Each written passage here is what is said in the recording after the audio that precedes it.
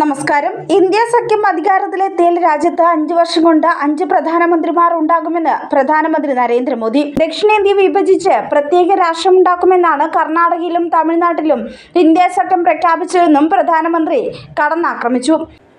മഹാരാഷ്ട്രയിലെ കൊൽഹാപൂരിലെ BJP റാലിയിൽ പ്രസംഗിക്കുകയായിരുന്നു അദ്ദേഹം. ഇന്ത്യ മുന്നണി അധികാരത്തിലെത്തിയാൽ പൗരത്വ ഭേദഗതി നിയമം ഇല്ലാതാകും. 3 ലോക്സഭാ സീറ്റ് പോലും നേടാൻ കഴിയാത്തവർ സർക്കാർ ഉണ്ടാക്കുന്നതുവരെ എത്തിയിരിക്കുന്നു. 1 വർഷം 1 പ്രധാനമന്ത്രി എന്നതാണ് അവരുടെ ഫോർമുല.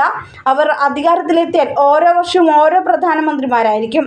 ദക്ഷിണേന്ത്യയെ പ്രത്യേക രാഷ്ട്രമാക്കുമെന്നാണ് കർണാടകയിലും തമിഴ്നാട്ടിലും അവർ പ്രസംഗിച്ചു നടക്കുന്നത്.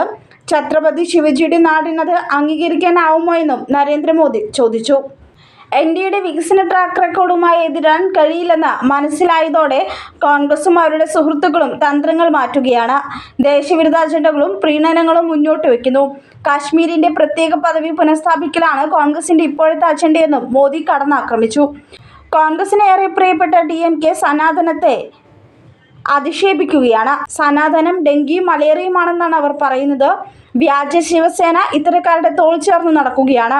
എവിടെയായാലും ബാലാ സാഹേബ് താക്കറുടെ ആത്മാവ് വേദനിക്കുന്നുണ്ടാവുമെന്നും മോദി പറഞ്ഞു.